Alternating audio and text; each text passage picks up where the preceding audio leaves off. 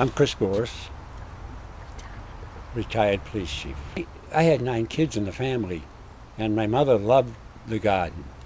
And out of the 9, I was the only one that would help my mother in the garden. And then recently I discovered flowers. And was it a vegetable garden? There was a vegetable garden. Ah. There was a gentleman up in the Endicott Park. Mark Brennan? Mark Brennan. And I used to go there when I was a chief, and during my lunch hour I'd walk around, and I was very much impressed. And then I saw Ralph Kane. He encouraged me to do what happens in a perennial garden. If you buy 10 plants, within 5 years you got 50. I have over 300 plants here, and they reseed themselves year after year. Oh, my favorite is this here. This is a platycolum. That's a platycolum, and it comes in the blue, it comes in the white. This is all loaded with seeds. Mm-hmm. And later this month, this will toughen up, and it actually opens up and springs the seed out. And the trick is to pick it before it springs. Early spring, you start them inside the house. That's from seed. Any this plant spring. here that you thought would never grow but surprised you? Well, listen, I was never sure about any of them because I knew absolutely nothing. And well, it surprises me to see now in the fall, when this is all said and done, I have to weed whack all down to about 5 inches.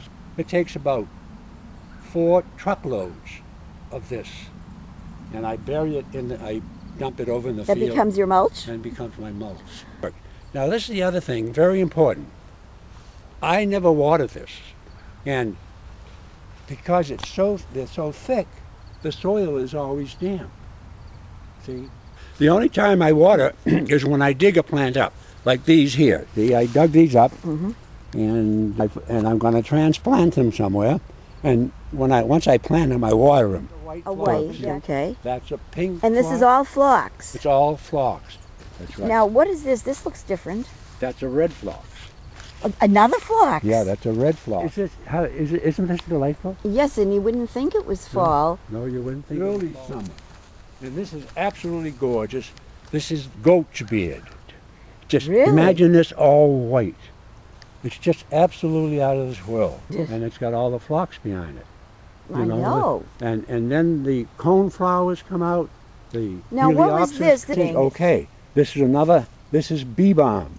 This is bee balm. This I've heard is bee of it. balm, and I have it in white, which is over here. Well, I've cut it down. So when this did comes this in come white, pink, and red. You see, I got my tomatoes right. out there. I got butternut squash.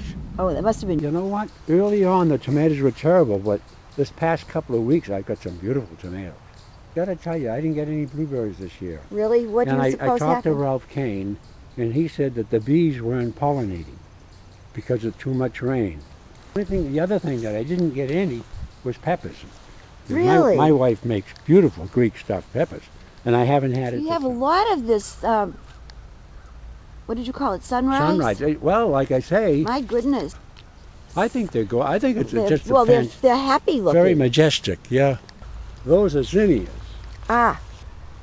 The bouquets that my wife, those are the base of the bouquet.